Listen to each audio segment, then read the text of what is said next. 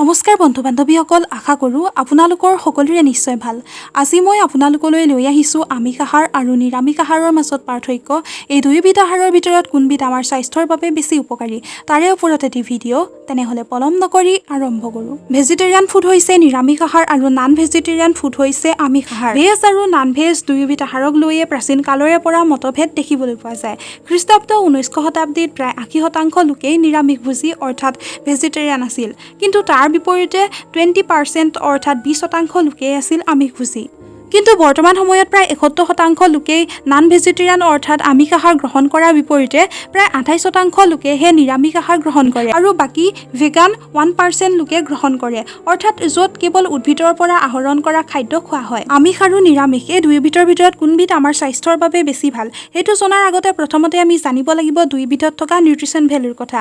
নিৰামিষ আহাৰ হৈছে শাক পাচলি, ফল মূল, দাইল, মাহ, নাটছ, চিডছ, বিভিন্ন ধৰণৰ মিল্ক প্ৰডাক্ট, মৌ ইত্যাদি। আনহাতে আমিষ আহাৰৰ ভিতৰত মাছ, মাংস, কণী আদিয়ে প্ৰধান। মডাৰ্ণ চাইণ্টিফিক চ'ৰ্চৰ মতে মাছ, মাংস, কণী আদি আমাৰ শৰীৰৰ বাবে প্ৰয়োজনীয় প্ৰটিনৰ এক ভাল উৎস। ইয়াত আইৰণৰ লগতে ভিটামিন B12, ওমেগা 3 ফেটি এচিড আদি ভৰপূৰ মাত্ৰাত পোৱা যায়, যিয়ে বনছ আৰু মাছলছক ষ্ট্ৰং কৰি ৰখাৰ লগতে জিংক আৰু চেলেনিয়ামে শৰীৰত তেজৰ অভাৱ দূৰ কৰে। শাৰীৰিক আৰু মানসিক স্বাস্থ্য ৰক্ষাৰ বাবে নন ভেজ অৰ্থাৎ আমিষ আহাৰত পোৱা প্ৰটিন আৰু এমিনো এচিড উপকাৰী।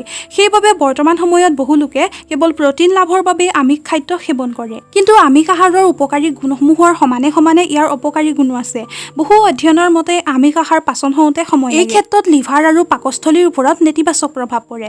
অধিক পৰিমাণে আমিষ আহাৰ খোৱাৰ ফলত কফছ, ডায়েবেটিছ, বিভিন্ন প্ৰকাৰৰ কেঞ্চাৰ, হাই ব্লাড প্ৰেছাৰ, হাৰ্ট ডিজিজ, খং, ওজন বৃদ্ধি আদি সমস্যাই দেখা দিব পাৰে। বহু ৰিচাৰ্চত এইটো পোৱা গৈছে যে যেতিয়া মাটন, বিফ, পৰ্ক, চিকেন আদি প্ৰচেছিঙেৰে তৈয়াৰ কৰা হয় তেতিয়া ইয়াত কেঞ্চাৰ হোৱাৰ সম্ভাৱনা যথেষ্ট পৰিমাণে বৃদ্ধি পায়। হোৱাইট চিকেন, টাৰ্কি, ফিছ আদিক উপকাৰী বুলি কোৱা হয়। এনে ক্ষেত্ৰত নিৰামিষ আহাৰ উপকাৰী। নিৰামিষ আহাৰৰ ভিতৰত বিভিন্ন প্ৰকাৰৰ শস্য, চাউল, ঘেঁহু, গাখীৰৰ পৰা তৈয়াৰী খাদ্য যেনে দৈ, ঘিউ, চীজ, পনীৰ, সেউজীয়া শাক পাচলি, ফল মূল, চয়াবিন, মাহ, নাটছ, ফ্লেক্সিড, চিয়া চিড আদিয়ে প্ৰধান।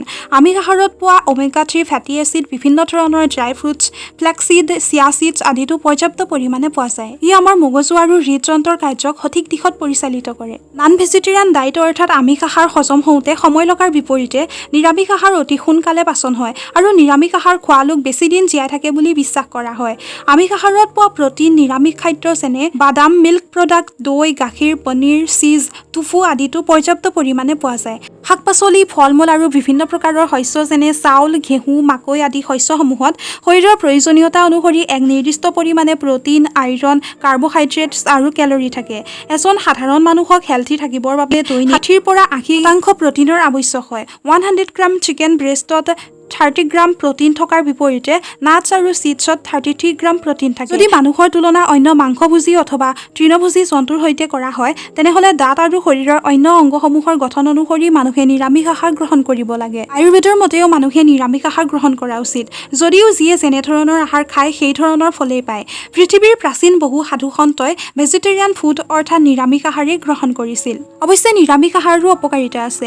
বৰ্তমান সময়ত মেডিচিনৰ সহায়ত উৎপাদন কৰা বহুতো ফল মূল, শাক পাচলি আদিত পেষ্টিচাইডছ বেছি থাকে। সেইবাবে সেইবোৰ খোৱাৰ আগত এবাৰ ভালদৰে পৰিষ্কাৰকৈ ধুই লোৱা উচিত। তাৰোপৰি বৰ্তমান সময়ত প্ৰচেছিঙৰ সহায়ত উৎপাদন কৰা মিল্ক প্ৰডাক্টসমূহো অধিক খোৱাৰ ফলত আমাৰ শৰীৰৰ অনিষ্ট কৰিব পাৰে।